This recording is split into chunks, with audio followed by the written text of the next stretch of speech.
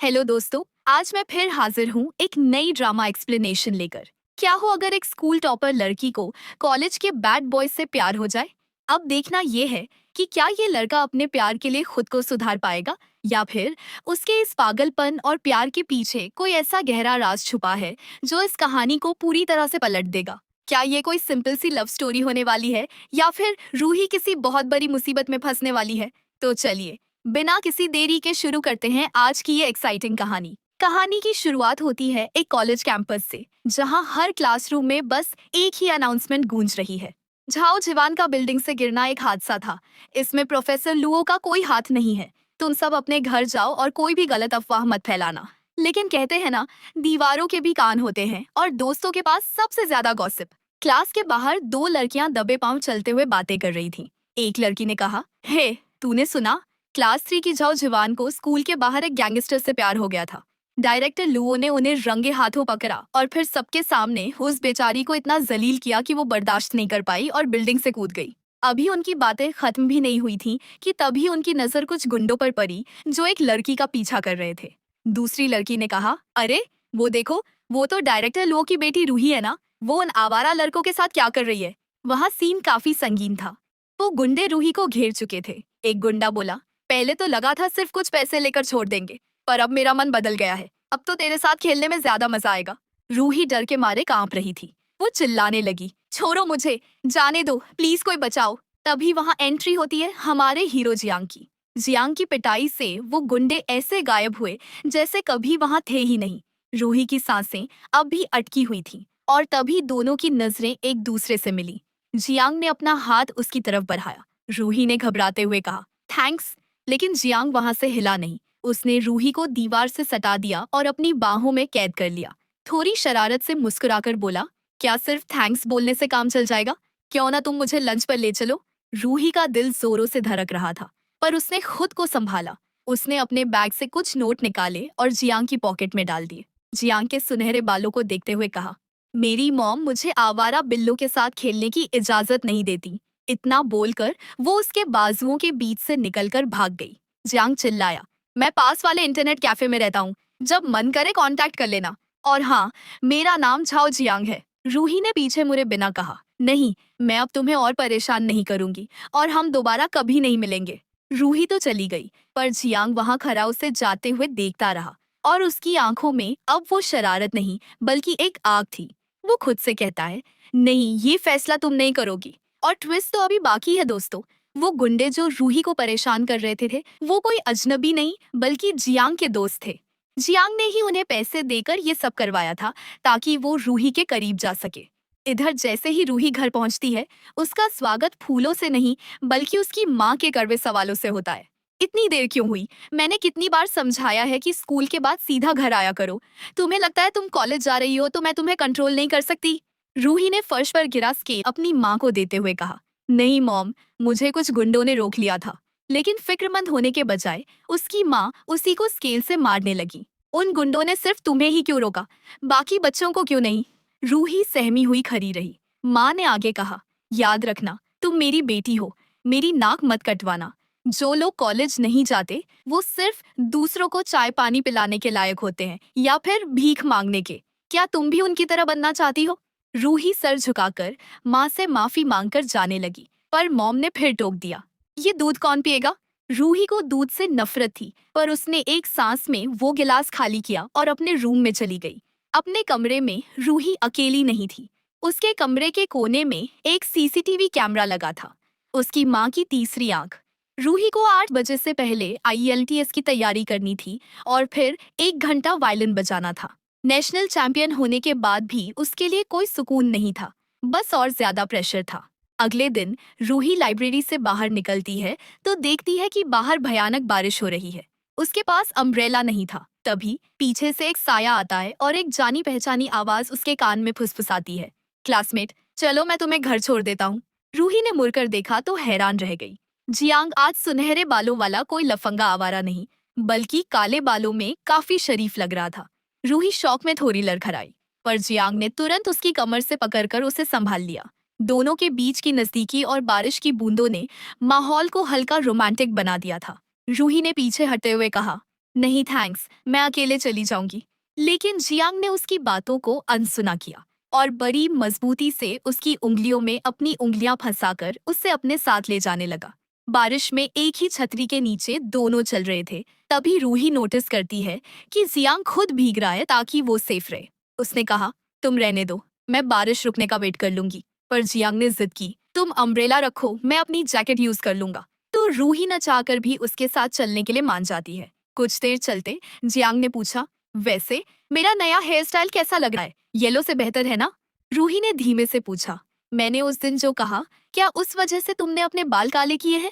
Jiang झट से बात से नकार जाता है और फिर देखते देखते रूही का घर आ गया था तो जियांग ने उसे अपनी छतरी पकड़ाई और वहां से जाने लगा।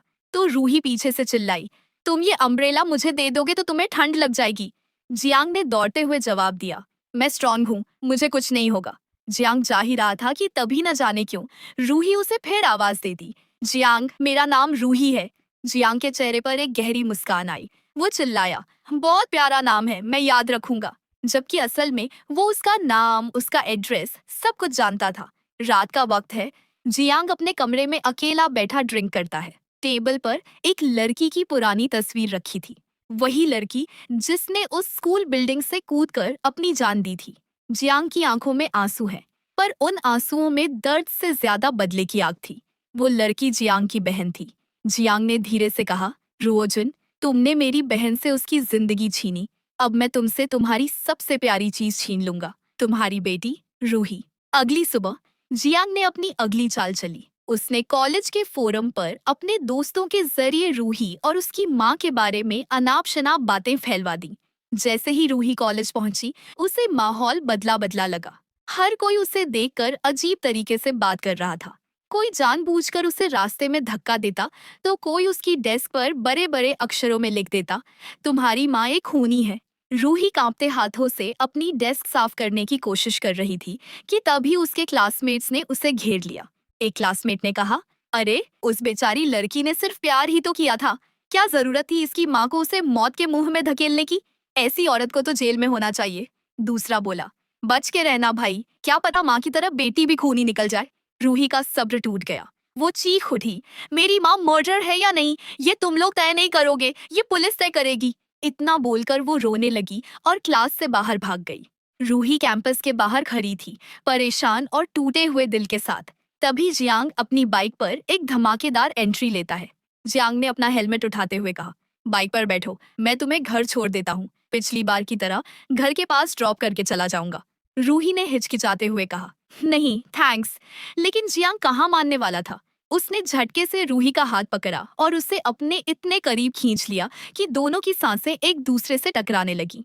जियांग ने उसकी आंखों में देखते हुए कहा, डर लग रहा है? तो हमारी टॉप स्टूडेंट को भी किसी चीज से डर लगता है। रूही ने हिम्मत जुटाई और कहा, बिल्कुल नहीं, और वो उसकी बाइक पर बैठ गई। जियांग ने मन ही मन सोचा, रोजिन, देखो, तुम्हारी प्यारी बेटी अब उस रास्ते से भटक रही है जो तुमने उसके लिए बनाया था। बाइक की रफ्तार तेज थी। रास्ते में जियांग ने कहा, मुझे कस के पकड़ लो नहीं तो गिर जाओगी। लेकिन रूही पहले तो थोड़ी डरी हुई थी, पर फिर उसे अपनी जिंदगी में पहली बार एक अजीब सी आजादी महसूस हुई। वो घुटन जो उसे अपने घर में मिलती थी, इस तेज रफ्तार बाइक पर वो गायब हो चुकी थी। घर से थोड़ी दूर जियांग ने बाइक रोकी। उसने पूछा, तो कैसी रही राइड, मजा आया? रूही ने नजरें चुराते हुए धीमे से कहा, ठीक थी। जियांग ने फिर से उसे अपनी तरफ खींचा और उसे अपनी आंखों में देखने पर मजबूर कर दिया। तुम गुड गर्ल्स की ना यही तो प्रॉब्लम है, तुम अपने दिल की सच्ची बात से पर्दा उठाने से डरती हो। मगर याद रखना रूही, तुम्हारी ये धड़कनें कभी झूठ नहीं बोलती, चाहे तुम कितनी भी कोशिश कर लो। रूही का दिल तब तेजी से धड़कने लगा और वो अपना हाथ छुड़ाकर वहां से भाग गई। घर लौटते ही हमेशा की तरह रूही की मॉम ने कहा, पहले दूध पियो और फिर पढ़ने बैठो। रूही ने दूध का ग्लास उठाया, पर तभी उसके कान में जियांग के वो बागी अल्फाज गूंजने लगे। जिंदगी में पहली बार रूही ने अपनी माँ की बात नहीं मानी। उसने वो दूध पीने के बजाय चुपके से एक गमले में डाल दिया। अगली सुबह कॉलेज में उसकी डेस्क पर अब भी उसकी माँ के लिए बुरे अल्फाज लिखे थे। वो गुस्से में फर्स्ट बेंच से उठकर लास्ट बेंच पर चली गई और साथ में पढ़ाई से उसका ध्यान भी कम होने लगा। क्लास में बैठे बैठे वो ख्यालों में जियांग को अपने सामने इमेजिन करके मुस्कुराने लगी। धीरे धीरे उनकी दोस्ती गहरी होने लगी। जियांग रोज उसे स्कूल से पिक करता और उसके घर के पास छोड़ता। एक शाम जियांग ने उसे बियर ऑफर की। रूही ने हिचकिचाते हुए कहा, मैं ड्रिंक नहीं करती। जियांग ने कहा, रिलैक्स रूही, इसमें जहर थोड़ी ना है। और वैसे भी अब तुम बड़ी हो गई हो, एक सिप तो ले ही सकती हो। रूही ने डरते डरते एक सिप लिया। जियांग ने एक शरारत भरी मुस्कान के साथ कहा, फाइनली हमारी छोटी बेबी गर्ल अब बड़ी हो गई है, तो अब क्यों ना ये ट्राई करो। उसने रूही की तरफ एक सिगरेट बढ़ाई। रूही ने फौरन मना कर दिया, पर जियांग ने हार नहीं मानी। उसने सिगरेट का एक लंबा कश लिया और फिर रूही के इतने करीब आया कि दोनों के होठों के बीच फासला ना के बराबर था। जियांग ने उसकी आंखों में देखते हुए हल्की आवाज में कहा, जब एक बार कदम आगे बढ़ा दिए हैं तो पूरी तरह बढ़ाओ, आधा अधूरा क्यों करना। आफ्टर ऑल तुम अब एक एडल्ट हो रूही, और तुम्हें अपनी जिंदगी अपने तरीके से जीने का पूरा हक है। रूही ने तब सिगरेट पकड़ी और कश लेने की कोशिश की, पर उसे जोरों की खांसी उठ गई। जियांग तब बताता है कि वो पहले उसके लिए एक कैंडी लेकर आया था, ताकि उसकी माँ को सिगरेट या बियर की स्मेल न आए। पर जैसे ही रूही ने उसे लेने के लिए हाथ बढ़ाया, जियांग ने वो कैंडी अपने होठों में दबा ली और रूही के चेहरे को बड़े नजाकत, बड़े प्यार से अपने पास खींच लिया, ताकि वो उसे कैंडी दे सके। रूही का चेहरा शर्म से लाल हो गया, दिल जोरों से धड़कने लगा, पर उसे जियांग की ये बेबाकी, उसका ये अंदाज अच्छा लगने लगा था। वो पहली बार अपने आप में मुस्कुरा रही थी। घर आकर उसने फिर से बिना एक पल सोचे दूध गमले में फेंक दिया। अपनी बोरिंग रोजमर्रा की जिंदगी से अब वो इतनी तंग आ चुकी थी कि वो अपना बोरिंग स्टडी टाइम टेबल भी गुस्से में फाड़ देती और फिर वायलिन बजाने बैठ जाती है। पर वो आने वाले कंपटीशन की प्रैक्टिस के लिए नहीं, बल्कि अपनी आज़ादी महसूस करने के लिए थी। तभी उसकी माँ ने बताया कि उन्हें एक बिजनेस ट्रिप पर कुछ हफ्तों के लिए बाहर जाना होगा। माँ ने जाते जाते हिदायत दी, मेरे पीछे से सुस्ती मत करना, पढ़ाई पर फोकस रखना। रूही ने बस इतना कहा, आई नो मॉम, मैं पहली बार घर पर अकेली नहीं रहने वाली। लेकिन माँ के जाते ही रूही ने पढ़ाई की किताबों की जगह लाइब्रेरी से लाई हुई एक रोमांटिक नॉवल निकाल ली। अगली सुबह क्लास में टीचर ने उसे वो नॉवल पढ़ते हुए रंगे हाथों पकड़ लिया और बाहर लाकर गुस्से में कहा, तुम्हारे ग्रेड्स पहले नंबर से गिरकर 30वें पर आ गए हैं रूही, और तुम्हें जरा भी फिक्र नहीं है। पढ़ाई से ध्यान भटक गया है तुम्हारा। सोचो, तुम्हारी माँ को कैसा लगेगा ये रिजल्ट देखकर। तुम अपने फ्यूचर को लेकर इतनी लापरवाह कैसे हो सकती हो। रूही ने माफी मांगी। उसे एहसास हुआ कि टीचर सही तो कह रही हैं। जियांग से मिलने के बाद वो इतनी बदल चुकी थी कि उसे अपने फ्यूचर तक की फिक्र नहीं थी। हर रोज की तरह उस दिन जब जियांग उसे लेने आया, रूही उसे इग्नोर करके आगे निकल गई। जियांग उसके पीछे आया और हाथ पकड़कर बोला, हे, सुना है तुम्हारी मॉम घर पर नहीं है। चलो आज तुम्हें दिखाता हूँ कि इंटरनेट कैफे में रात बिताना कैसा लगता है। रूही ने कोल्डली जवाब दिया, तुम जाओ, मुझे पढ़ना है, और अब दोबारा मुझसे मिलने मत आना जियांग। वो वहां से चली गई, पर जियांग भले अपने शिकार को इतनी आसानी से कैसे जाने देता। और फिर अगली शाम ही रास्ते में क्लास की कुछ लड़कियों और गुंडों ने रूही को घेर लिया और उसे परेशान करने लगे। तभी सही वक्त पर जियांग वहां पहुंच जाता है, हीरो की तरह उसे बचाने। लेकिन क्योंकि वो लोग हथियार लेकर आए थे, जियांग ने रूही का हाथ पकड़ा और वहां से भागकर उसे सीधा अपने घर ले आया। रूही ने घबराते हुए पूछा, तुम मुझे यहाँ क्यों लाए हो। जियांग तब उसके इतने करीब आया कि रूही की पीठ दीवार से लग गई। उसने रूही को अपने बाजुओं में कैद किया और उसकी आवाज धीमी हो गई, तुम ही बताओ, मैं तुम्हें यहाँ क्यों लाया हूँ। दोनों के होंठ मिलने ही वाले थे कि रूही की नजर जियांग के जख्मी हाथ पर पड़ी। रूही ने तुरंत कहा, तुम्हारे हाथ में चोट लगी है, मैं तुम्हारे लिए दवा लेकर आती हूँ। पर जियांग ने उसे जाने से रोक लिया, मेरे पास घर में दवा है, कहीं जाने की जरूरत नहीं। रूही ने फिर बड़ी नरमी से जियांग के जख्म पर दवा लगाई और उसे फूंक मारकर ठंडा करने लगी, जिसे देख जियांग की आंखों में एक अजीब सी नमी आ गई। उसे अपनी दादी की याद आ गई, क्योंकि एक वही थी जो बचपन में उसकी चोटों पर ऐसे ही मरहम लगाती थी। और आज सालों बाद रूही को ऐसा करता देख वो खुद को रोक नहीं पाता। उसने झटके से रूही को अपने करीब खींचा और उसे किस करने लगा। रूही इतनी शॉक थी कि कुछ पलों तक तो वो हिल भी नहीं सकी, पर फिर होश आते ही उसने जियांग को एक जोरदार थप्पड़ मारा और रोते हुए उसके घर से बाहर निकल गई। जियांग के चेहरे पर अब भी एक हल्की मुस्कान थी, पर तभी उसकी नजर उस वॉयलिन पर पड़ी जो कभी उसकी बहन जिवान की हुआ करती थी। उसका जमीर मानो अंदर से चिल्ला रहा हो, होश में आ जियांग, तू उसे किस करके यूं खुश कैसे हो सकता है।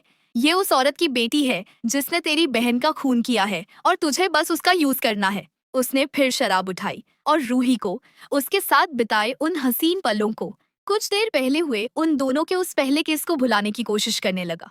घर के बाहर खड़ी रूही सोच रही थी, क्या मैंने थप्पड़ कुछ ज्यादा जोर से मार दिया। मुझे वापस जाकर उससे माफी मांगनी चाहिए। पर वो जैसे ही अंदर आई, उसने देखा कि जियांग सोफा पर बेहोश पड़ा है। रूही ने डरते हुए उसे पुकारा, जियांग, जियांग, तुम ठीक तो हो? नशे में धुत जियांग ने बंद आंखों से ही रूही को अपने गले से लगा लिया। रूही उसकी बाजुओं में खामोश खड़ी रही, धीमे से पूछती है, तुमने इतनी शराब क्यों पी जियांग? उसकी आवाज सुन वो फिर से उसे किस करने की कोशिश करता है, पर रूही पीछे हट गई। जियांग ने आंखें खोली और देखा कि रूही सच में उसके सामने खड़ी है। वो गुस्से में चिल्लाया, गेट आउट!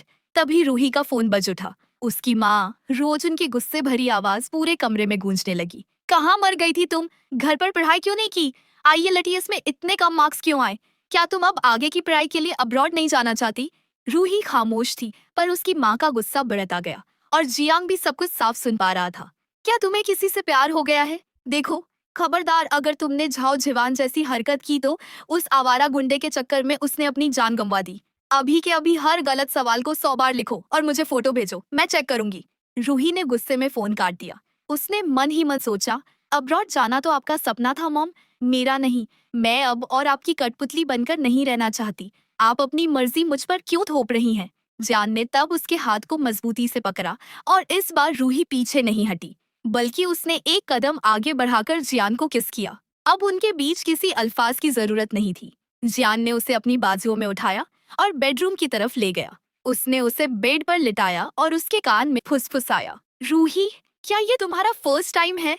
रूही ने धीमे से सिर हिलाया, पर उसके हाथ कांप रहे थे। उसने पूछा, जियांग, तुम मुझे धोखा तो नहीं दोगे ना? जियांग ने उसके चेहरे को सहलाते हुए कहा, मेरा भी ये फर्स्ट टाइम है रूही, डरो मत, मैं तुम्हारा ख्याल रखूंगा। अगली सुबह जब रूही की आंख खुली, जियांग उसके पास आया। उसने नजरें झुकाकर कहा, आई एम सॉरी रूही, कल नशे की हालत में मैंने जो किया, मुझे पता है मैं गलत था। अगर तुम गुस्सा हो तो मुझे जी भरकर मार सकती हो। रूही उसकी बातों से मुस्कुरा देती। जियान, खुद को ब्लेम करना बंद करो। क्या तुम जानते हो, मैं आज तक इतनी खुश कभी नहीं हुई। जियांग ने उसे गले लगा लिया, पर उसके दिमाग में एक सवाल बार बार उठ रहा था, मैं हिचकिचा क्यों रहा हूँ? क्या मैं इसी मौके का इंतजार नहीं कर रहा था? तभी रूही की नजर अचानक उस पुराने वॉयलिन पर पड़ी। उसने एक्साइटमेंट से पूछा, अरे क्या तुम भी वॉयलिन बजाते हो? इससे पहले कि जियान उसे मना करता या वॉयलिन को हाथ लगाने से रोकता, रूही ने उसे उठा लिया और बजाना शुरू कर दिया। वही धुन, वही अंदाज। जियान की आंखों के सामने फिर से उसकी बहन जिवान की तस्वीर घूमने लगी। उसे ऐसा लगा जैसे जिवान उससे पूछ रही हो, भैया, मैं अच्छा तो बजा रही हूँ ना? जियान अपनी यादों में कहीं खो सा गया था। तब रूही उससे आकर पूछती है, क्या हुआ तुम्हें? तुम कहाँ खो गए? जियान होश में आया और बिना कुछ कहे रूही को अपने इतने करीब खींच लिया जैसे वो किसी पुराने दर्द को मिटाना चाहता हो। दिन गुजरते गए और रूही अब अपना ज्यादातर वक्त जियान के घर पर ही बिताने लगी थी। एक दिन जियान ने बड़े ध्यान से रूही की आंखों में देखा और पूछा, क्या तुम्हें अपने पेट में कुछ अजीब सा महसूस हो रहा है? कुछ डिस्कम्फर्ट? रूही ने मुस्कुराकर कहा, जियान, तुम मेरी इतनी केयर क्यों करते हो? मैं बिल्कुल ठीक हूँ, परेशान मत हो। वैसे कुछ दिनों में हमारे स्कूल में वॉयलिन चैंपियनशिप का अवार्ड फंक्शन है। सारे टीचर्स और स्टूडेंट्स वहाँ होंगे। क्या तुम चलोगे? जियान ने नजरें चुरा ली और कहा, मुझे उस दिन कुछ काम है, मैं नहीं आ पाऊंगा। रूही थोड़ी मायूस हुई पर फिर बोली, ठीक है, मैं वो ट्रॉफी तुम्हारे लिए लेकर आऊंगी और हम साथ में सेलिब्रेट करेंगे। पता है जियान, ये ट्रॉफी मेरे लिए बहुत बड़ी बात है। हमारे स्कूल में झाओ झिवान नाम की एक लड़की थी, वो भी बहुत अच्छा बजाती थी। अगर उसका एक्सीडेंट ना हुआ होता तो? जियान ने मन ही मन सोचा, एक्सीडेंट ना हुआ होता तो वो आज उस स्टेज पर खरी चमक रही होती। गुस्से में उसने रूही का हाथ इतनी जोर से पकड़ा कि रूही दर्द से कराह उठी। जियान को अपनी गलती का एहसास हुआ। उसने तुरंत रूही को गले लगाया और कहा, परेशान मत हो, मैं जरूर आऊंगा। 10 दिन बाद वो अवार्ड सेरेमनी सच में एक बहुत बड़ा दिन होगा। लेकिन किस्मत ने एक नया मोड़ लिया। रूही को पता चला कि वो प्रेग्नेंट है। उसने डॉक्टर से पूछा, मैं प्रेग्नेंट कैसे हो सकती हूँ? क्या ये रिपोर्ट गलत नहीं है? डॉक्टर ने कहा, तुम अब एक एडल्ट हो। अगर तुम अपने बॉयफ्रेंड के साथ रही हो तो प्रेगनेंसी के पूरे चांसेस हैं। रूही टूट गई। उसने गिड़गिड़ाते हुए कहा, डॉक्टर प्लीज मेरी मदद कीजिए, मैं माँ नहीं बन सकती, मेरी मॉम मुझे मार डालेंगी। वो भागती हुई जियान के पास पहुंची। जियान ने उसे रोते देख पूछा, बेबी गर्ल क्या हुआ? जियान, मैं प्रेग्नेंट हूँ, मैं क्या करूँ? अगर मॉम को पता चला तो वो मुझे जिंदा नहीं छोड़ेंगी, प्लीज कुछ रास्ता निकालो। जियान के पैरों तले जमीन निकल गई। उसने हैरानी से पूछा, तुम सच में प्रेग्नेंट हो? क्या तुम इस बच्चे को जन्म देना चाहती हो? रूही पागल सी हो रही थी। नहीं, मैं नहीं दे सकती, मेरे पास वक्त नहीं है। अवार्ड सेरेमनी में सिर्फ कुछ दिन बचे हैं, तुम्हें कुछ करना होगा। जियान ने उसे मजबूती से पकड़ लिया और कहा, ठीक है, शांत हो जाओ, मैं कोई रास्ता निकाल लूंगा। तुम अभी घर जाओ और ऐसे बिहेव करो जैसे सब नॉर्मल हो। माँ को कुछ पता नहीं चलना चाहिए, समझी? रूही के जाने के बाद जियान एक बहुत बड़ी उलझन में फंस गया। एक तरफ वो नन्ही सी जान थी जो उसके बदले का हिस्सा बनकर इस दुनिया में आने वाली थी, और दूसरी तरफ वो गिल्ट जो उसे अंदर ही अंदर खा रहा था। रूही की माँ बिजनेस ट्रिप से वापस आते ही उस पर सवालों की बौछार कर देती है। मेरे पीछे तुमने वक्त पर दूध नहीं पिया ना? चलो, अभी एक कप सुबह का और एक कप शाम का पियो, ताकि जो मिस हुआ है वो पूरा हो सके। रूही ने हिचकिचाते हुए ग्लास होठों से लगाया, पर उसकी महक से ही उसे फौरन उल्टी होने लगी। रोजन ने हैरानी में पूछा, रूही, क्या हुआ तुम्हें? क्या कुछ गलत खा लिया? चलो अभी हॉस्पिटल चलते हैं। रूही ने गुस्से में अपनी माँ का हाथ झटक दिया और बोली, मैं नहीं जाऊंगी मॉम, मुझे हॉस्पिटल जाने की कोई जरूरत नहीं है, मुझे बस इस दूध से नफरत है। रोजन ने समझाने की कोशिश की, ये तुम्हारी सेहत के लिए है रूही, मैंने कितने ब्रांड्स कंपेयर करके ये सबसे बेस्ट चुना है। क्या तुम्हें वो गंदी मिल्क टी पसंद है जिसमें इंग्रेडिएंट्स तक नहीं लिखे होते? रूही बोली, आपको लगता है ये अच्छा है, तो क्या मेरा पसंद करना भी लाजिमी है मॉम? जब से मैं पैदा हुई हूँ हर चीज आपने प्लान की है, आप मुझे समझती क्या है? रोजन ने तब गुस्से में एक छड़ी उठा ली और रूही को घुटनों पर बैठने का ऑर्डर दिया। रूही चुपचाप बैठ गई और माँ रोते रोते उसे मारने लगी, चिल्लाने लगी, तुम कितनी बदतमीज होती जा रही हो, मैंने तुम्हारे लिए क्या कुछ नहीं किया? क्या ये दिन देखने के लिए मैंने तुझे पैदा किया था, ताकि तू मुझसे ही जुबान लड़ा सके? रूही का सब्र तब टूट जाता है। उसने माँ की छड़ी पकड़ ली और सीधे उनकी आंखों में आंखें डालकर कहा, क्या आप मुझे डिजर्व करती है? मैं आपकी बेटी हूँ, कोई कैदी नहीं। अपनी जिंदगी की नाकामियों का बोझ मुझ पर मत डालिए, मेरी अपनी भी एक जिंदगी है। इतना कहकर वो वहां से चली गई, अपनी माँ को निशब्द छोड़कर। अगले कुछ दिन रूही ने जियांग को बहुत मैसेजेस किए, पर उसका कोई जवाब नहीं आया। इस तरफ जियांग ने खुद को घर में बंद कर लिया था, क्योंकि बदले और दर्द के बीच वो अब भी फंसा हुआ था। उसे हर जगह अपनी बहन जिवान दिखाई दे रही थी। उसे लगा जिवान उसके पास बैठी है और कह रही है, भैया, क्या मेरी फीस भरना बहुत मुश्किल है? जब मैं वॉयलिन कंपटीशन जीतूंगी तब आपको इतनी मेहनत नहीं करनी पड़ेगी। जियांग को हर कोने में अपनी बहन का साया दिखने लगा। उसने आखिरी फैसला कर लिया, अपने दुश्मनों के लिए उसके दिल में कोई रहम नहीं होगा। उसने रूही को मैसेज किया, मैं पहुंच रहा हूँ, मेरा इंतजार करना। फंक्शन से ठीक पहले रोजन ने रूही को फिर से उल्टी करते देख पूछा, तुमने तो कहा था तुम्हें दूध से नफरत है, पर अब क्या हुआ? तुम अब भी उल्टी क्यों कर रही हो? तभी अनाउंसमेंट हुई और रूही जाने लगी, पर रोजन ने उसे रोक लिया। जब तक तुम साफ नहीं बताती कि तुम्हें क्या प्रॉब्लम हो रही है, मैं तुम्हें स्टेज पर नहीं जाने दूंगी। रूही तब चीख उठी, छोड़िए मुझे, लोग सही कहते हैं कि आप एक खूनी हैं, एक स्टूडेंट को मारकर मन नहीं भरा, अब मुझे मारना चाहती हैं। रोजन की आंखों में खून उतर आया और उन्होंने रूही को एक जोरदार थप्पड़ मार दिया। रूही ने रोते हुए कहा, मैं आपसे थक चुकी हूँ मॉम, मेरी जिंदगी अब आपके हिसाब से नहीं चलेगी। इतना कहकर वो वहां से चली गई। फाइनली स्टेज पर जब वो ट्रॉफी रिसीव करने गई, उसकी आंखें सिर्फ जियांग को ढूंढ रही थीं, और तभी जियांग वहां पहुंचा। रूही का चेहरा खुशी से खिल उठा। रूही ने अपनी स्पीच शुरू की, तभी जियांग अचानक स्टेज पर चढ़ गया। रूही ने पूछा, जियांग, तुम यहाँ क्या कर रहे हो? नीचे उतरो। रोजन ने चिल्लाकर कहा, हे तुम, नीचे उतरो। जियांग ने रोजन की तरफ देखकर कहा, डायरेक्टर लुओ, आपने कहा था कि झाओ जिवान गंदी लड़की थी क्योंकि उसने एक गैंगस्टर से प्यार किया था, है ना? जियांग ने रूही से माइक छीन लिया और पूरी महफिल के सामने चिल्लाया, रूही, जो डायरेक्टर लुओ की बेटी है। तभी रूही ने उसे रोकने की कोशिश की, पर जियांग ने रूही को झटके से धक्का दिया और वो जमीन पर गिर गई। उसने आगे कहा, हाँ तो मैं क्या कह रहा था, मिस रूही न सिर्फ एक गैंगस्टर के प्यार में पागल हुई, बल्कि उसके साथ सोई भी, और अब वो उसके बच्चे यानी मेरे बच्चे की माँ बनने वाली है। पूरे हॉल में हंगामा हो गया। लोग तरह तरह की बातें करने लगे। इतनी शरीफ लड़की इतनी बेशर्म निकली, एक्सचेंज स्टूडेंट बनने वाली थी, करियर खत्म हो गया इसका। जियांग ने रोजन से पूछा, डायरेक्टर लुओ, अब बताइए, क्या आप अपनी बेटी को भी बिल्डिंग से कूदने पर मजबूर करेंगी? रोजन ने गुस्से में जियांग का कॉलर पकड़ लिया। मेरी बेटी ऐसा कुछ नहीं कर सकती, तुम झूठ बोल रहे हो। जियांग रूही के पास आया जो जमीन पर गिरी हुई थी, और उसी प्यारे भरे अंदाज में कहता है, बेबी गर्ल, अपनी माँ को खुद क्यों नहीं बताती कि तुम उतनी भी गुड गर्ल नहीं हो जैसा कि वो सोचती है? बताओ ना कि मेरे बेड पर तुम कितनी बैड गर्ल थी। रोजन अपनी बेटी के लिए ये गंदे शब्द बर्दाश्त नहीं कर पाई और चिल्लाने लगी, पर तभी रूही को वहीं स्टेज पर उल्टी होने लगी। सबको यकीन हो गया कि जियांग सच बोल रहा है। जियांग वहां से जाने लगा। तभी रूही ने रोते हुए पूछा, तो ये सब सिर्फ मेरी माँ से बदला लेने के लिए था? क्या तुमने मुझसे कभी प्यार नहीं किया जियांग? रोजुन चिल्लाई। तुम्हें बदला लेना था तो मुझसे लेते, मेरी बेटी की जिंदगी क्यों तबाह की? सदमा इतना गहरा था कि रोजुन वहीं बेहोश होकर गिर गई। रूही अपनी माँ की तरफ भागने की कोशिश करने लगी, पर वो स्टेज से बुरी तरह नीचे गिर गई और उसके पैरों से खून बहने लगा। उसका मिसकैरेज हो रहा था, लेकिन जियांग ने एक बार भी पीछे मुड़कर नहीं देखा। वो वहां से हमेशा के लिए चला गया, रूही को उसकी तबाही और टूटे हुए ख्वाबों के साथ अकेला छोड़कर। और फिर 10 साल बीत गए। झाओ जियांग अब सिर्फ एक नाम नहीं, बल्कि शहर का सबसे बेरहम और अमीर बिलियनियर बन चुका है। एक प्राइवेट क्लब के बंद कमरे में एक आदमी उसके पैरों में गिरा रहा था। मुझसे बहुत बड़ी गलती हो गई, मैं दोबारा ऐसा नहीं करूंगा, प्लीज मुझे माफ कर दीजिए, जियांग ने बिना किसी जज्बात के कहा। माफ करने या ना करने की बात कहाँ से आ गई? हमारी झाओ ग्रुप एक सीरियस लिस्टेड कंपनी है मिस्टर साई, ये बात याद रखिएगा।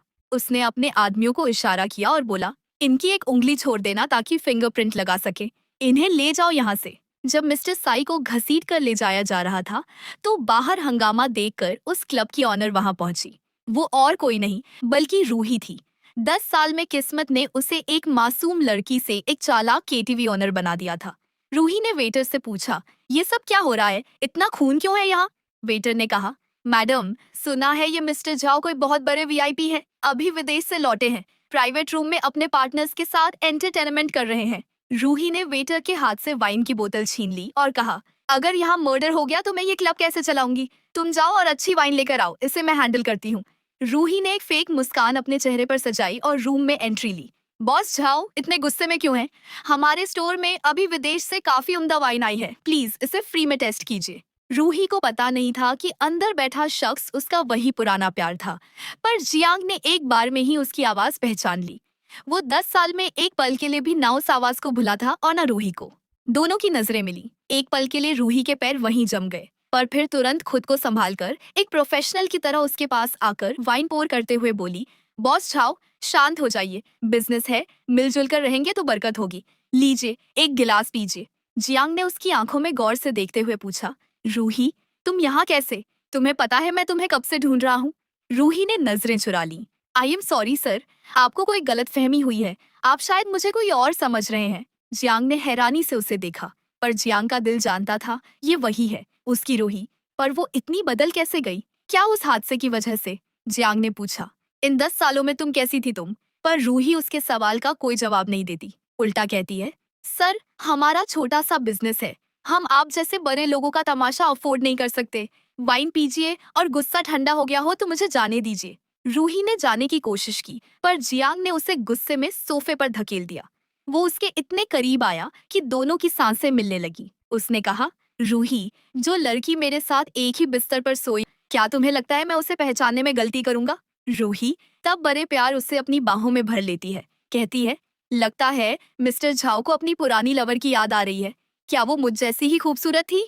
उसे यूं देख जियांग की आंखों में खून उतर आया। वो पूछता है, कहीं तुम्हारी माँ अपनी इज्जत बचाने के लिए अपनी इकलौती बेटी से ही रिश्ता तो नहीं तोड़ लिया?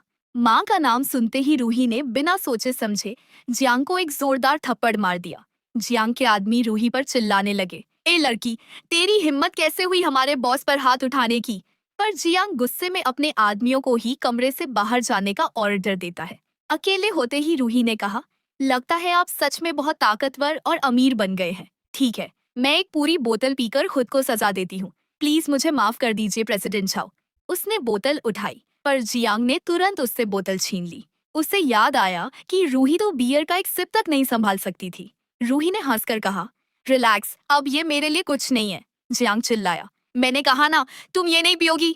फाइन, अगर और कुछ काम नहीं है तो मैं जाऊं, या फिर प्रेसिडेंट झाओ कुछ और करना चाहते हैं? जियांग उसे यूं देख शॉक्ड रह गया। उसने सोचा, कहाँ गई मेरी वो मासूम रूही? उसने तुरंत अपने आदमी को कॉल किया और रूही की पिछली 10 साल की हर रिपोर्ट मंगवाई। बाद में रूही अपने कमरे में बैठी पुरानी यादों में खोई हुई थी। यूनिवर्सिटी से निकाले जाने के बाद उसने इसी क्लब में एक बार गर्ल के रूप में काम शुरू किया था। रोज गंदे कस्टमर्स उसे परेशान करते, जबरदस्ती शराब पिलाते और पैसे फेंकते। वो जिल्लत रूही को आज भी ताजा जख्म की तरह दर्द देती थी, और इन सब की वजह वो जियांग था। वो फिर कभी उसका चेहरा तक नहीं देखना चाहती थी। तभी एक वेटर को अंदर धक्का दिया गया, जिसे एक छोटे मोटे गैंग लीडर मिस्टर फू ने पीटा था। फू ने वेटर पर अपना पैर रखते हुए कहा, सुना है आज फिर कोई हादसा हुआ है, तुमने मुझे बताया क्यों नहीं? तुम एक औरत होकर ये सब हैंडल नहीं कर सकती। रूही ने अपनी फेक मुस्कान पहनी और बोला, इतने गुस्से में क्यों है मिस्टर फू? दी विस्की पीजिए, दिमाग ठंडा होगा। फू, जो कब से रूही पर अपनी गंदी नजर डाले था, उसे अपने पास खींचा और बोला, आइस से दिमाग ठंडा नहीं होगा रूही, तुम कुछ और कर सकती हो तो बताओ। रूही ने बड़ी चालाकी से उसका हाथ हटाया और कहा, फू भाई, आप मजाक अच्छा कर लेते हैं, प्रोटेक्शन फी मैं भिजवा दूंगी। फू ने कहा, फी की चिंता छोड़ो, मेरे साथ चलो, मेरी औरत बन जाओ, जिंदगी भर मजे करोगी।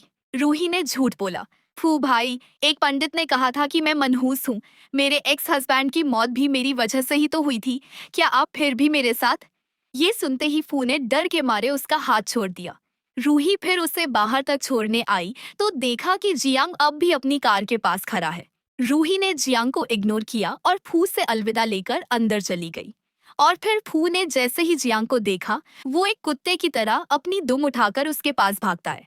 हेलो प्रेसिडेंट जाओ, मैं फू सान हूँ, वांग हुई का आदमी। मैंने सुना आप अभी चाइना लौटे हैं, तो आपके लिए ये स्टोर तोहफा देना चाहता हूँ। इसकी ओनर बहुत अट्रैक्टिव है। जियांग ने पूछा, क्या वो तुम्हारी औरत है? फू ने हिचकिचाते हुए कहा, हाँ समझ लीजिए, अब मेरी बातें मानने लगी हैं। ये सुनकर जियांग का खून खौल उठा। उसने सोचा कि रूही इतना गिर गई है कि ऐसी घटिया लोगों के साथ रह रही है। वो गुस्से में क्लब के अंदर गया, रूही को कुछ कहने का मौका तक नहीं दिया और सीधा अपने कंधे पर उठाकर एक रूम में ले आया। रूही चिल्लाती रही, छोड़ो मुझे, क्या कर रहे हो, जाने दो। जियांग गुस्से में कहता है, इस क्लब के लिए तुम किसी को भी खुश कर सकती हो ना, पैसों के लिए कुछ भी कर सकती हो। ठीक है, तो फिर पैसे तो मेरे पास भी हैं, बताओ मुझे प्लीज करने के लिए कितने पैसे चाहिए तुम्हें? रूही चिल्लाती रही, छोड़ो मुझे, तुम पागल हो गए हो। पर जियांग ने गुस्से में अपना बेल्ट खोला और रूही के हाथ बांध दिए और फिर जबरदस्ती उसे किस करने की कोशिश करने लगा। रूही उसे रोकने की कोशिश करती है तो वो बोला, क्यों? दूसरे तुम्हें हाथ लगा सकते हैं पर मैं नहीं, बाहर मेरे ही लोग खड़े हैं, अगर वो अंदर आ गए तो मुझे कोई फर्क नहीं पड़ेगा। वो फिर से उसे किस करने लगा, पर जैसे ही उसकी नजर रूही की आंखों से निकलते आंसुओं पर गई, जियांग का गुस्सा एकदम ठंडा हो गया। उसे एहसास हुआ कि वो क्या करने जा रहा था। उसने रूही के हाथ छोड़े ही थे कि रूही पूरी ताकत से उसके चेहरे पर एक जोरदार थप्पड़ मार देती है। रूही की आंखों में गुस्सा और बेबसी साफ दिख रही थी। उसने पूछा, जियांग, इतना सब करने के बाद अब तुम मुझसे चाहते क्या हो? जियांग ने बेरुखी से जवाब दिया, बाहर की दुनिया तुम्हारे लिए नहीं है रूही, बस यहीं रहो और मेरा इंतजार करो। वह उसे उस कमरे में अकेला छोड़कर चला गया। रूही पीछे से चिल्लाती रही, तुम मुझे यूं कैद करके नहीं रख सकते जियांग। अगली सुबह दोनों नाश्ते की टेबल पर मिलते हैं। जियांग यूं यूं उससे बातें कर रहा था मानो वे 10 साल बाद मिलने वाले दो प्रेमी हों और उन दोनों के बीच कुछ हुआ ही ना हो। ये शेफ मैंने फ्रांस से बुलवाया है, बताओ उसकी बनी डिश तुम्हें अच्छी लगी या नहीं? रूही ने खाने को हाथ तक नहीं लगाया। जियांग फिर भी एक केयरिंग बॉयफ्रेंड की तरह कहने लगा, तुमने जो ड्रेस पहनी है वो पुरानी हो गई है, कल दुनिया के सबसे बड़े डिजाइनर्स घर आएंगे तुम्हारे नाप के नए कपड़े बनाने। अगर तुम्हें कोई ब्रांड पसंद हो तो बता देना, मैं घर पर ही सब मंगवा लूंगा। और अगर तुम्हें मेरे घर का डेकोरेशन पसंद नहीं तो मैं तुम्हारे पुराने घर की डिट्टो कॉपी बनवा सकता हूँ। पर तुम्हें कुछ दिन मेरे गेस्ट रूम में ही रहना होगा, जब तक मैं मास्टर बेडरूम तुम्हारी पसंद का ना रेडी कर लूं। रूही ने चिढ़कर कहा, आखिर तुम क्या करने की कोशिश कर रहे हो? मैं तुम्हारे साथ नहीं रहना चाहती। पर जियांग उसकी बातों को अनसुना कर उसे अपना क्रेडिट कार्ड देते हुए कहने लगा, इसमें 10 मिलियन है, तुम इन पैसों से जो चाहे कर सकती हो। मेरे पास अब बहुत पैसा है रूही, मैं तुम्हें 10 केटीवी खरीद कर दे सकता हूँ, बस तुम्हें मेरे साथ रहना होगा। रूही जोर से हंसने लगी और बोली, तो तुम मुझे पैसों से खरीदना चाहते हो, अपनी मिस्ट्रेस बनाकर रखना चाहते हो? जियांग ने कहा, तुम मुझे गलत समझ रही हो रूही, मैं बस एक नई शुरुआत करना चाहता हूँ तुम्हारे साथ, बिल्कुल वैसे जैसे कि हम पहले थे। रूही ने पूछा, पहले जैसे? तुमने मुझे इस मोड़ पर लाकर खड़ा कर दिया है और अब चाहते हो हम पहले जैसे हो जाएं? मैं पुरानी वाली रूही नहीं हूँ जियांग, भूल गए तुमने कितनी बेरुखी से सबके सामने मेरी और माँ की इज्जत मिट्टी में मिलाकर रख दी थी? तुम ये सब भूल सकते हो पर मैं नहीं। रूही की माँ का नाम सुन जियांग का पुराना गुस्सा भड़क उठा, और तुम्हारी माँ ने जो मेरी इकलौती बहन के साथ किया, क्या वह ठीक था? माना कि मैंने तुम्हारे साथ जो किया वह गलत था, पर तुम्हारी माँ के साथ मुझे इस बात का कोई पछतावा नहीं है। और अब तो तुम्हारी माँ भी तुम्हारे साथ नहीं है, इसलिए तुम्हारे साथ नए सिरे से रिश्ता जोड़ने में मुझे कोई प्रॉब्लम नहीं है। अगर तुम्हें वक्त चाहिए तो ले सकती हो, पर यहीं मेरे साथ रहकर। इतना कहकर वह वहां से चला जाता है। 2 दिन बीत गए। जियांग के सर्वेंट ने आकर बताया कि रूही ने 2 दिन से कुछ नहीं खाया है। तब जियांग खुद खाना लेकर उसके पास गया। उसने पूछा, तुम खाना क्यों नहीं खा रही हो? रूही ने बिना उसकी तरफ देखे कहा, जियांग, मैं तुम्हारे साथ नहीं रहना चाहती। जियांग ने उसकी बात अनसुनी कर दी और अपने शर्ट के बटन्स खोलते हुए कहने लगा, ठीक है, अगर तुम खाना नहीं खाना चाहती तो चलो कुछ और करते हैं। रूही चीख उठी, तुम इतने बेशर्म कैसे हो सकते हो? आखिरकार उसने खाने के लिए हाँ कर दी, पर जैसे ही प्लेट सामने आई, उसने एक फोर्क उठाया और अपनी गर्दन पर रख लिया। उसने धमकी दी कि अगर उसे जाने नहीं दिया तो वह खुद को खत्म कर लेगी। जियांग ने गुस्से में चिल्लाकर कहा, फाइन, जा सकती हो तुम। लेकिन जैसे ही रूही वहां से भागी, जियान ने अपने आदमी को कॉल किया और ऑर्डर दिया, किसी भी तरह रूही का बिजनेस बंद करवा दो। इस तरफ रूही को हॉस्पिटल से कॉल आया कि उसकी माँ की तबीयत अचानक बहुत बिगड़ गई है। उधर जियान को भी जब पता चला कि रोजन अब एक पागल खाने में है, उसके पैरों तले जमीन खिसक गई। वह हॉस्पिटल पहुंचा तो देखा कि रोजन एक कोने में बैठी खुद से बातें कर रही है। मेरी बेटी बहुत अच्छी लड़की है, मैंने किसी को चोट नहीं पहुंचाई, मेरी बेटी बहुत शरीफ है। रूही वहां पहुंची तो जियान को देखकर उसके सर पर खून सवार हो जाता है। वह चिल्लाई, तुम्हारी हिम्मत कैसे हुई यहाँ आने की? मेरी माँ को इस हाल में पहुंचाकर भी तुम्हारा मन नहीं भरा? क्या अब हमें जान से मारना चाहते हो? जान ने उसका हाथ मजबूती से पकड़ा और कहा, रूही, प्लीज मेरा विश्वास करो, मैंने नहीं सोचा था कि बात यहाँ तक पहुंच जाएगी कि तुम्हारी माँ यूं ऐसे। माना कि बदला लेने के लिए मैंने तुम्हारा यूज किया था, पर बाद में मुझे तुमसे सच में प्यार हो गया था। बस मुझे ये समझने में काफी देर हो गई। रूही ने रोते हुए कहा, और मैं तुम्हारी बातों का भरोसा क्यों करूं जियांग? कैसे यकीन करूं कि तुम फिर कोई बड़ा खेल खेलने वापस नहीं आए हो? जियांग उसे समझाने की कोशिश करता है, पर रूही उसे वहां से चले जाने को कहती है।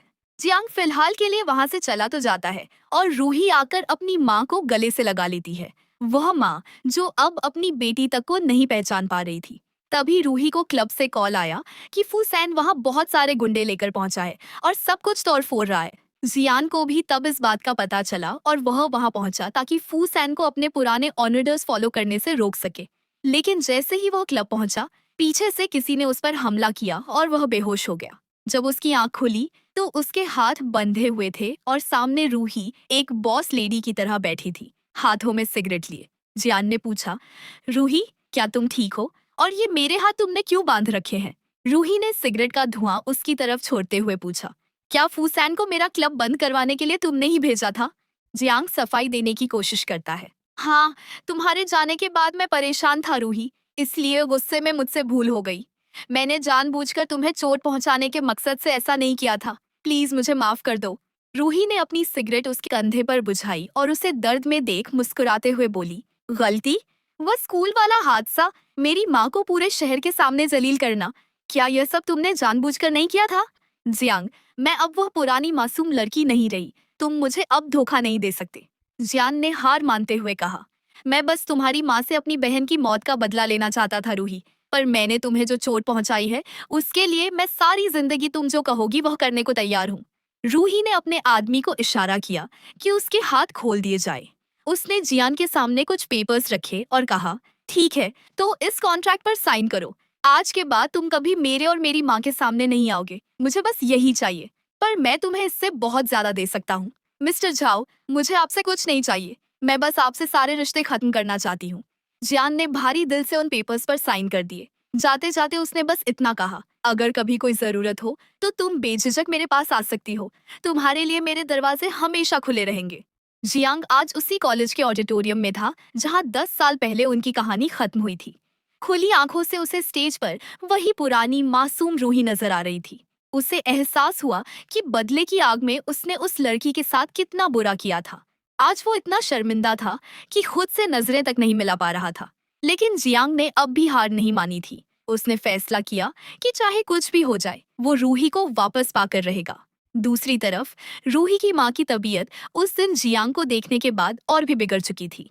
रूही उन्हें संभालती रही और वादा किया कि जैसे ही पैसों का इंतजाम होगा वो उन्हें ट्रीटमेंट के लिए देश से बाहर ले जाएगी। अगले दिन रूही के क्लब में रोज फूलों के कुरियर आने लगे, साथ में जियांग के लिखे हुए माफीनामे। पर रूही गुस्से में उन खतों के टुकड़े टुकड़े कर देती। ना वो फूल एक्सेप्ट करती, ना उसकी माफी। जियांग के असिस्टेंट ने उसे मशवरा दिया, बॉस, शायद मिस रूही को फूल पसंद ना हो। आपको उन्हें कुछ ऐसा देना चाहिए जिससे वो मना ना कर सके। जियांग को याद आया कि कुछ ही दिनों में एक ऑक्शन होने वाला है जहां एक वर्ल्ड फेमस म्यूजिशियन का वायलिन बिकने वाला है। उसने सोचा, इस तोहफे को तो रूही हरगिज ठुकरा नहीं पाएगी। उस शाम रूही को एक अननोन नंबर से कॉल आया। एक आदमी ने धमकी भरी आवाज में कहा, अगर अपने क्लब को बचाना चाहती हो तो कल शाम इस एड्रेस पर मिलो। रूही वहां पहुंची, पर असल में ये जियांग की एक चाल थी उससे मिलने बुलाने की। अपने सामने वॉयलिन देख रूही सन्न रह गई। जियांग ने पूछा, अच्छा है ना, तुम्हारी फेवरेट म्यूजिशियन का है, पर आज से ये तुम्हारा है। तो वो कॉल तुमने किया था, बताओ इस बार मेरा क्लब हड़पने के लिए क्या करने वाले हो? जियांग बोला, तुम मुझे गलत समझ रही हो रूही, मैं तुम्हारे स्टोर को हाथ तक नहीं लगाऊंगा। मैंने तुम्हें यहाँ सिर्फ ये तोहफा देने के लिए बुलाया है, प्लीज इसे मना मत करो। और फिर एक फ्लैशबैक। रूही जब एक बार गर्ल के रूप में काम करती थी, एक क्लाइंट ने उसे ड्रिंक करने के लिए मजबूर किया। जब उसने मना किया तो उस दरिंदे ने उसे थप्पड़ मारा और उसके हाथ को अपने पैरों तले कुचल दिया था। उस दिन के बाद से रूही ने कभी वॉयलिन को हाथ तक नहीं लगाया था। उस दिन के दर्द को याद कर रूही ने गुस्से में कहा, ये उन्हें दे दो जिन्हें इसकी जरूरत है जियांग, मुझे नहीं। वो जाने लगी तो जियांग ने उसे रोका, प्लीज रूही, हर बार मुझे रिजेक्ट मत करो, क्या हम पहले जैसे नहीं हो सकते? रूही ने उसे एक जोरदार थप्पड़ मारा और चिल्लाई, जाओ जियांग, होश में आओ, हम कभी वापस नहीं जा सकते। अगले दिन क्लब में वेट्रेस ने बताया कि बॉस झाओ फिर से आए हैं और उनके लोगों ने प्राइवेट रूम में बहुत सारा सामान शिफ्ट किया है। रूही अंदर जाने लगी तो गार्ड्स ने उसे रोक लिया। बॉस का ऑर्डर है, जब तक तैयारी पूरी ना हो कोई अंदर नहीं जाएगा। तभी जियांग बाहर आया और रूही का हाथ पकड़कर उसे अंदर ले गया। रूम फूलों से सजा था और बीच में एक पुराना वॉयलिन रखा था। जियांग बोला, पिछली बार मैं तैयार नहीं था, पर इस बार मैंने ये खास तुम्हारे लिए प्रिपेयर किया है। देखो, ये वही वॉयलिन है जो तुम पहले बजाती थी, इसे ट्राई करो। रूही ने मना किया तो जियांग ने कहा, अपने लिए नहीं तो अपनी माँ के लिए, वो तुम्हें ऐसा नहीं देखना चाहती होंगी। रूही ने गुस्से में पूछा, मिस्टर झाओ, क्या अब आप मेरी माँ के नाम पर मुझे धमकी दे रहे हैं? मैं तो बस। रूही ने तब 8 साल बाद उस वॉयलिन को अपने हाथों में लिया, जबकि डॉक्टर ने उसे स्ट्रिक्ट वार्निंग दी थी कि कलाई बुरी तरह से जख्मी होने की वजह से वो पहले जैसे वॉयलिन नहीं बजा सकती। रूही बजाती रही जब तक उसकी उंगलियों और जख्म से खून नहीं निकलने लगा। जियांग ये देखकर दहशत में आ गया। उसने तुरंत उसका हाथ पकड़ा। रूही ने रोते हुए कहा, जाओ जियान, मेरा हाथ, मैं अब कभी वॉयलिन नहीं बजा सकती। तार तो फिर से जोड़े जा सकते हैं, पर मेरा हाथ नहीं, बिल्कुल वैसे ही जैसे हम कभी दोबारा एक नहीं हो सकते। जियान तब उसे शहर के सबसे बड़े डॉक्टर के पास ले गया। डॉक्टर ने बताया कि ये पुरानी चोट है, वो इसे पूरा ठीक नहीं कर सकते, पर एक विदेशी डॉक्टर शायद मदद कर सके। जियांग ने कहा कि वो विदेश की फ्लाइट बुक कर रहा है, पर रूही ने साफ मना कर दिया। मैं अपना ख्याल खुद रख सकती हूँ, मुझे तुम्हारे कंट्रोल या फिक्र की कोई जरूरत नहीं है। इतना कहकर वो वहां से चली गई। अगले दिन रूही ने अपने एक पुराने क्लाइंट मिस्टर कियान का अपने क्लब में स्वागत किया। मिस्टर कियान उसकी बहुत इज्जत करते थे। तभी जियांग ने वहां एंट्री ली। मिस्टर कियान ने बताया कि जियांग उनका बिजनेस पार्टनर है। रूही ने मिस्टर कियान से कहा, मिस्टर कियान, सच तो ये है कि कुछ वक्त पहले मिस्टर झाओ ने मेरे स्टोर में काफी हंगामा किया था। मुझे उम्मीद है आज वो ऐसा नहीं करेंगे। मिस्टर कियान ने जियांग को घूर कर देखा और रूही से वादा किया कि वो उसकी नुकसान की भरपाई करवा कर रहेंगे। जियांग ने जाते जाते रूही से कहा, मैंने बहुत सोच लिया है, मैं इतनी आसानी से हार नहीं मानूंगा। अंदर मीटिंग में रूही ने सबके लिए वाइन पोर की। मिस्टर कियान ने सबसे रूही को इंट्रोड्यूस करवाया।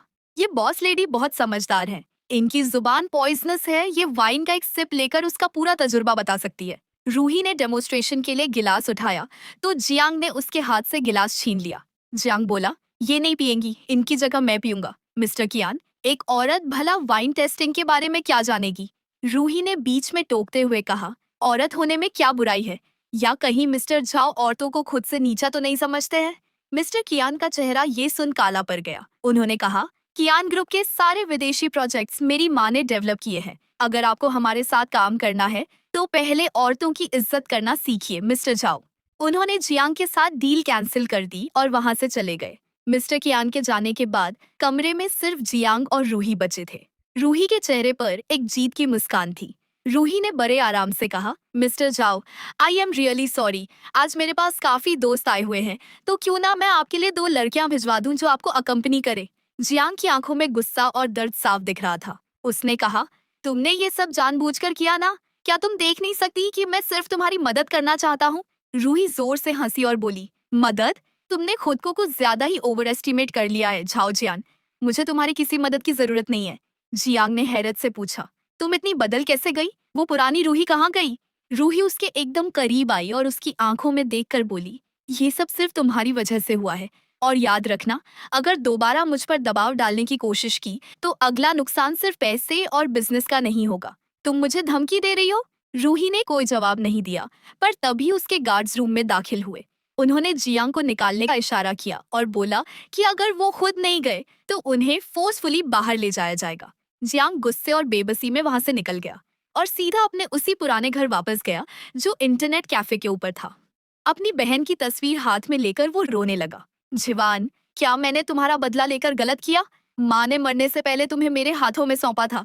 मैंने वादा किया था तुम्हारा ख्याल रखने का, पर मैं तुम्हें बचा नहीं पाया। बदला तो पूरा हुआ, पर आज मेरे पास कुछ भी नहीं बचा। सब खत्म हो गया। जिंदगी में बस एक ही लड़की को चाहा था, आज वो भी मुझसे नफरत करती है। मेरा चेहरा तक नहीं देखना चाहती। अगले दिन उसने हॉस्पिटल जाने का फैसला किया। असिस्टेंट ने वार्न किया, बॉस, रोज उनकी हालत ठीक नहीं है। वो आपकी बहन की खूनी है। अगर अंदर कुछ हुआ तो सब आपको ही ब्लेम करेंगे। पर जियांग ने उसकी एक ना सुनी। उसे डॉक्टर से रूही की मां के ट्रांसफर की बात करने के लिए अंदर भेज दिया। उसके दिल में आज भी एक छोटी सी उम्मीद थी, शायद सिर्फ रोज उनको ठीक करके ही मैं रूही का दिल जीत सकूं। जियांग हाथों में गुलदस्ता लिए हॉस्पिटल के वार्ड में दाखिल होने ही वाला था कि एक आवाज ने उसके कदम रोक दिए। अरे तुम तो वही हो ना? जियांग ने पलटकर देखा। सामने उसके बहन के कॉलेज के प्रिंसिपल खड़े थे। प्रिंसिपल ने गुस्से में कहा, यहाँ क्या लेने आए हो? क्या रोजन के परिवार को तबाह करके तुम्हारा मन नहीं भरा? वो इसी के लायक थी, और आप एक प्रिंसिपल होकर एक खूनी का साथ दे रहे हैं। आपको तो शुक्र मनाना चाहिए कि मैंने आपको आज तक कुछ नहीं किया। प्रिंसिपल ने गरज कर कहा, असल खूनी लुओ रोजुन नहीं, तुम हो। जियांग चिल्लाया, क्या बकवास है ये? आपकी हिम्मत कैसे हुई ये कहने की? असल में जिवान ने अपनी जान इसलिए ली थी क्योंकि स्कूल में अफवाह फैल गई थी कि उसका बाहर किसी सुनहरे बालों वाले गुंडे के साथ चक्कर है, जो कि और कोई नहीं खुद जियांग था। जियांग के हाथों से फूल गिर गए। तुम झूठ बोल रहे हो। लुओ रोजुन ने सबके सामने उसे जलील किया था। प्रिंसिपल ने कहा, किसी ने तुम्हें गलत बताया है। रोजुन तो तुम्हारी बहन को प्राइवेटली काउंसिल कर रही थी। जब उसे पता चला कि तुम उसके भाई हो तो वो सबके सामने तुम्हारा रिश्ता साफ करने वाली थी ताकि अफवाहें रुक सके। उसने तुम्हें ये सब इसलिए नहीं बताया क्योंकि वो नहीं चाहती थी कि तुम खुद को ब्लेम करो। उसे पता था तुम्हारे पेरेंट्स नहीं है, इसलिए वो तुम पर और बोझ नहीं डालना चाहती थी। रोजुन ने हमेशा तुम्हारा और तुम्हारी बहन का भला सोचा, और तुमने उन्हें क्या दिया? जियांग की मानो पूरी दुनिया ही हिल गई हो। वो खुद से पूछने लगा, ये मैंने क्या कर दिया? एक गलत फहमी की वजह से एक माँ और उसकी बेटी की इज्जत को मिट्टी में मिला दिया। वो वहीं टूटकर रोने लगा, बिल्कुल एक बच्चे की तरह। उसे नहीं पता था कि दूर खरा फुसान ये सब देख रहा है। इस तरफ रूही को हॉस्पिटल से कॉल आया कि उसकी माँ की हालत बिगड़ गई है। वह वहां पहुंची तो जियांग को देखकर भड़क उठी। तुम यहाँ क्यों आए हो? मेरी माँ के साथ क्या किया तुमने? जियांग, जो कि अब भी सच्चाई जानने के बाद सदमे में था, अपनी सफाई में कुछ कहने की हालत में ही नहीं था। रूही अंदर भागी तो देखा नर्स से मिलकर भी माँ को संभाल नहीं पा रही थी। रोजन जियांग को देखते ही पागल सी हो गई। रूही चिल्लाई, यहाँ से चले जाओ जियांग। पर तब तक उसकी माँ जियांग पर अटैक कर चुकी थी। जियांग ने खुद को बचाने के लिए उन्हें थोड़ा पीछे धकेला और गलती से उनका सर दीवार से जा टकराया। काफी खून बहने लगा और वह बेहोश हो गई। रूही चिल्लाई, डॉक्टर, कोई डॉक्टर को बुलाओ। सर्जरी के दौरान रूही की नजर बस अपनी माँ के खून से रंगे उसके हाथों पर थी। जियांग उसे संभालने उसके करीब गया, पर रूही उसका हाथ झटक देती है। वह चिल्लाई, मैं तुम्हारा चेहरा तक नहीं देखना चाहती जियांग, चले जाओ यहाँ से। मैं तुमसे नफरत करती हूँ, नफरत। जियांग हार मानकर वहां से चला तो गया, पर उसे शक हुआ। प्रिंसिपल ने तो कहा था कि उसकी माँ की कंडीशन स्टेबल है, तो उसके जाते ही माँ इतनी हाइपर क्यों हो गई? उसने फौरन अपने असिस्टेंट को सर्विलांस चेक करने का ऑर्डर दिया। हॉस्पिटल में रूही ने डॉक्टर से पूछा, डॉक्टर, मेरी मॉम कैसी है? वह कब होश में आएंगी? डॉक्टर ने एक गहरी सांस ली और कहा, कहना मुश्किल है। मरीज की हालत अब एक जिंदा लाश जैसी है। वह होश में आएंगी या नहीं, यह अब उनकी अपनी विल पावर पर डिपेंड करता है। डॉक्टर के जाने के बाद रूही ने अपनी माँ का हाथ पकड़ा और रोने लगी। मॉम, मुझे माफ कर दीजिए।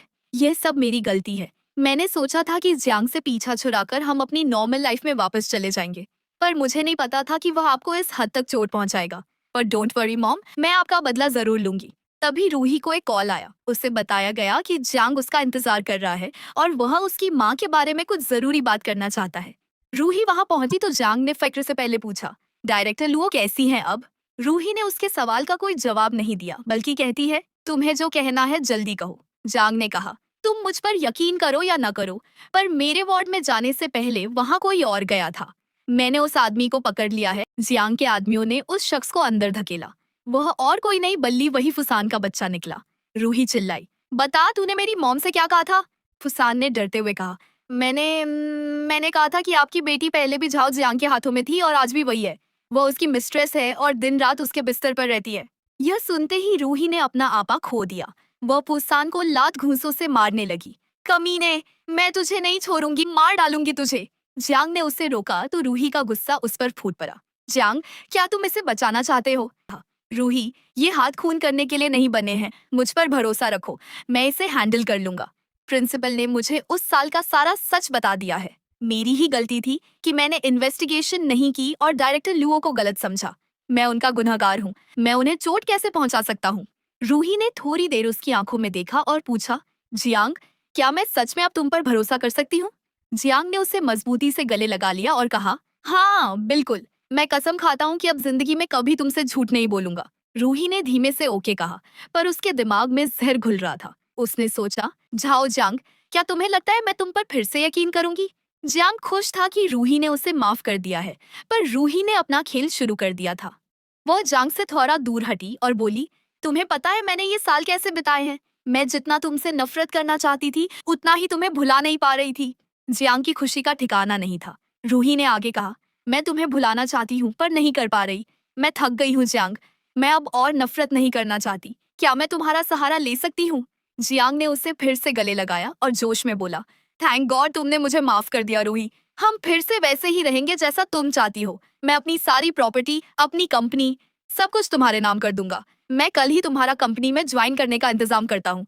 तुम्हारी माँ का इलाज भी मैं बड़े से बड़े डॉक्टर से करवाऊंगा। देखना वो बिल्कुल ठीक हो जाएंगी, सब ठीक हो जाएगा।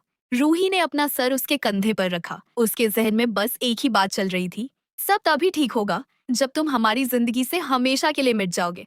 अगले दिन जियांग ने रूही को अपनी कंपनी के पूरे स्टाफ से मिलवाया।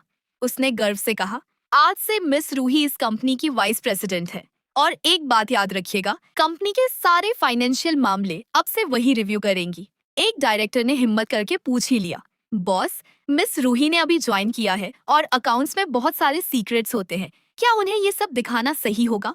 रूही ने बड़ी नजाकत से कहा, डायरेक्टर सही कह रहे हैं, मैं तो बस डॉक्यूमेंट्स ट्रांसलेट करने में आपकी मदद कर दूंगी, अकाउंट्स रहने देते हैं। लेकिन जियांग ने उसे झड़क दिया और बोला, जो मेरा है वो तुम्हारा है, सारे डॉक्यूमेंट्स इन्हें दे दो और तुम बाहर निकलो। स्टाफ के जाने के बाद रूही ने मुस्कुराकर कहा, वैसे विदेश की कुछ फ्रेंचाइजी कंपनियों के अकाउंट्स थोड़े अजीब लग रहे हैं।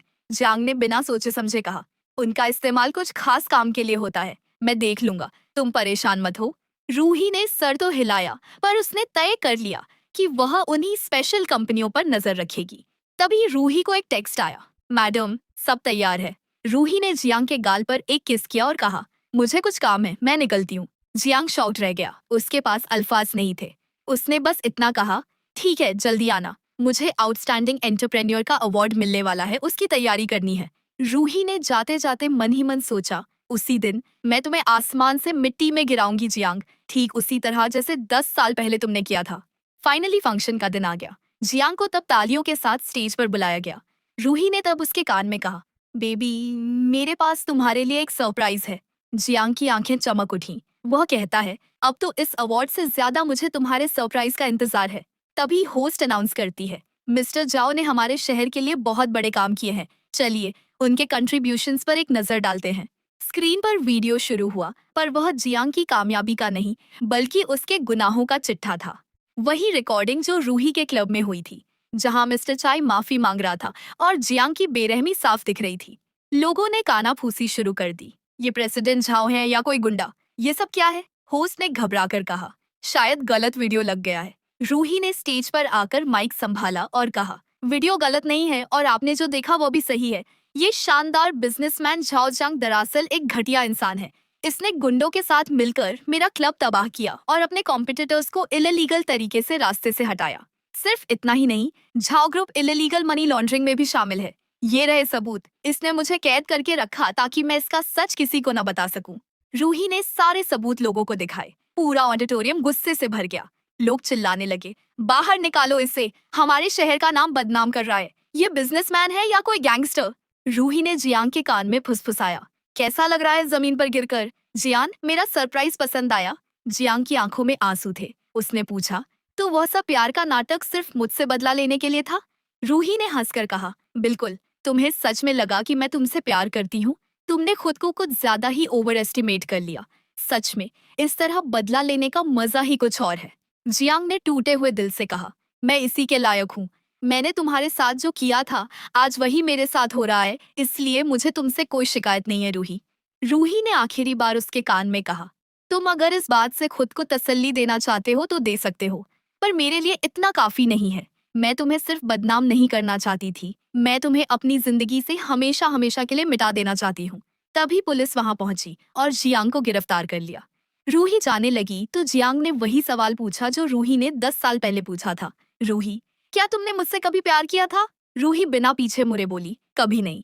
और वह उसकी जिंदगी से हमेशा के लिए चली गई। कुछ दिन बाद जियांग का असिस्टेंट हॉस्पिटल में रूही से मिलने आया। उसने बताया कि जाओ ग्रुप बैंकरप्ट हो गया है। उसने कुछ डॉक्यूमेंट्स टेबल पर रखे और कहा, बॉस ने अपनी सारी पर्सनल प्रॉपर्टी और एसेट्स आपके नाम कर दिए हैं। वह चाहते हैं कि आप अपनी और अपनी माँ की ट्रीटमेंट अच्छे से करवाएं। उसने वह ऑक्शन वाला वायलिन भी वहां रखा और कहा, बॉस ने कहा है कि वह आपसे नाराज नहीं है। उन्हें नाराज होने का कोई हक भी नहीं है। शायद हमारी किस्मत में ही जुदाई थी। वह चाहते हैं कि आप हमेशा खुश रहें। रूही ने वायलिन उठाया और अपनी माँ की तरफ मुड़ी। कहा, मॉम, आपने बहुत वक्त से वायलिन नहीं सुना ना? चलिए आज मैं आपको बजाकर सुनाती हूँ। उसने बजाना शुरू किया, पर हर धुन के साथ उसे अपना बीता हुआ बचपन, अपनी मासूमियत और जियांग का वह झूठा प्यार याद आने लगा। उसने वायलिन बॉक्स में बंद किया, साथ में उन पुरानी यादों को भी। उसके असिस्टेंट से कहा, उसे कह देना मैं उसके बिना हर दिन खुश हूँ। असिस्टेंट जेल में जियांग से मिलने गया। उसने पूछा, बॉस, आप हमारी लीगल टीम से बात क्यों नहीं करते? वह आपको बाइज्जत बेल दिलवा सकते हैं। जियांग ने आसमान की तरफ देखा और पूछा, क्या रूही और उसकी माँ विदेश के लिए निकल गई हैं? क्या वहाँ मेडिकल टीम का इंतजाम हो गया है? असिस्टेंट ने हाँ कहा पर पूछा, पर आप अपने बारे में कब सोचेंगे? मिस रूही के पास कोई सबूत नहीं है, आप आसानी से बच सकते हैं। जियांग ने एक सुकून भरी मुस्कान के साथ कहा, मैंने अपना जुर्म कबूल कर लिया है। मुझे लॉयर की जरूरत नहीं है। सिर्फ सजा काटकर ही मुझे लगेगा कि मैंने रूही के जख्मों पर थोड़ा सा मरहम लगाया है। तब जाकर ही मेरा गिल्ट कम होगा और शायद रूही का दर्द भी। अगर मेरा जेल में रहना उसे सुकून देता है और उसकी खुशी इसी में है, तो मैं यहीं रहना चाहता हूँ। वक्त का पहिया घूमता रहा और 5 साल गुजर गए। एक खूबसूरत गार्डन में रूही अपनी माँ लुओ मिंगजन के साथ थी। जियांग ने विदेश में जो मेडिकल टीम और ट्रीटमेंट अरेंज करवाया था, उसका असर अब साफ दिख रहा था। तभी रूही के फोन पर एक नोटिफिकेशन आता है। न्यूज हेडलाइंस थी कि झाओ जियांग अपनी 5 साल की सजा पूरी करके आज जेल से रिहा हो चुका है। रूही की उंगलियां थोड़ी थमी सी रह गईं। बदला पूरा हुआ, नफरत मिट गई, पर दिल अब भी उन यादों से भरा था जो कभी बहुत खूबसूरत हुआ करती थी। शायद वक्त हर जख्म भर देता है। शायद किसी मोड़ पर जब दिलों का बोझ कम हो जाए तो वे फिर से मिल सके, एक दूसरे को पहचान सके, और शायद माफी का एक छोटा सा दरवाजा अब भी खुला हो। कौन जानता है, कुछ कहानियां खत्म होकर भी कभी खत्म नहीं होती। वो बस एक नई शुरुआत का इंतजार करती हैं।